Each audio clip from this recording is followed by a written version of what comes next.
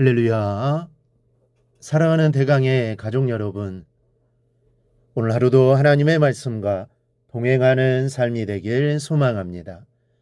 오늘 함께 나눌 하나님의 말씀은 누가복음 20장 19절에서 26절 말씀입니다.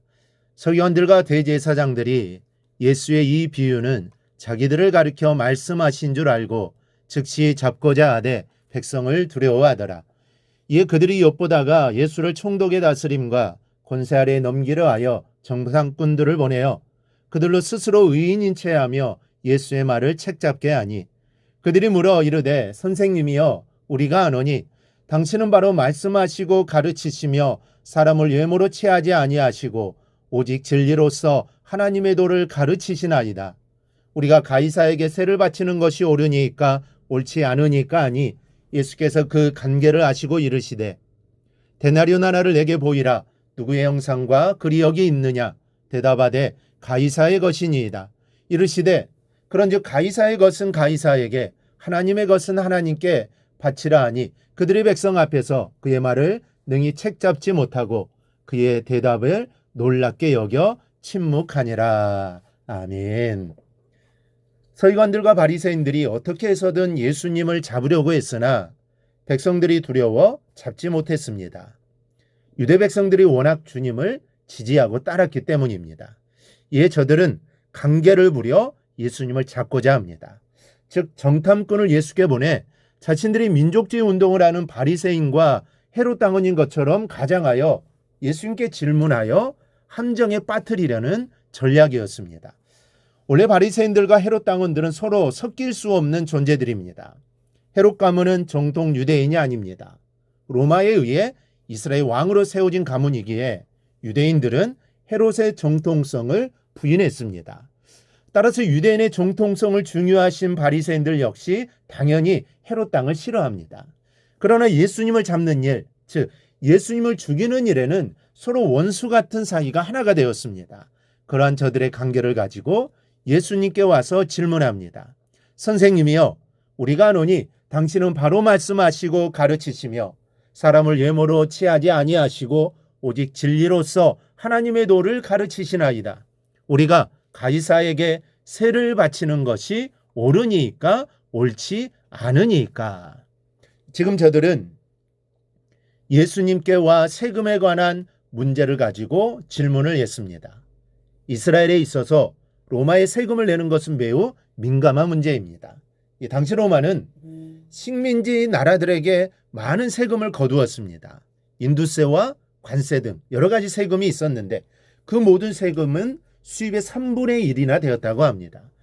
세금이 지나치게 많다 보니 유대인들은 이에 로마에 저항을 하기까지 했었습니다. 따라서 이 세금에 관한 것은 매우 민감한 문제입니다. 가이사에게 바치는 것이 옳으냐는 이 질문에 가이사에게 바치지 말라 하면 로마에 대항하는 발언이 되고, 바치라고 한다면 유대인들에게, 특히 민족주의 운동을 하는 유대인들에게 매국노가 되는 상황입니다. 이래저래 어느 한쪽에 대해서는 반대 입장을 취해야 하는 진퇴양난식의 질문입니다. 그래서 이것이 저들의 관계인 겁니다. 그런데 주님은 이에 가이사의 것은 가이사에게, 하나님의 것은 하나님께 바치라고 합니다. 주님은 저들의 질문이 관계인 걸 아셨습니다. 다 아시고 데나리온 하나를 달라 하시고 그 데나리온에 새겨진 형상, 곧 가이사의 형상을 보시고 이렇게 말씀하십니다. 이것은 참으로 지혜로운 대답이었습니다. 주님께서 가이사의 것은 가이사에게, 하나님의 것은 하나님에게 바치라고 하신 말씀의 의미는 하나님의 것은 하나님께로 돌려야 한다라는 뜻입니다. 즉 하나님의 것을 가이사에게 주어서는 안 된다는 겁니다. 다시 말하면 가이사 황제의 권위가 하나님의 권위를 넘어서는 무례를 범하고 있다면 그 권위를 하나님께로 돌려놓고 가이사의 것만 가이사에게 주어야 한다라는 말씀입니다. 이 참으로 지혜롭고 놀라운 말씀이 아닐 수 없습니다. 중요한 것은 하나님의 것입니다.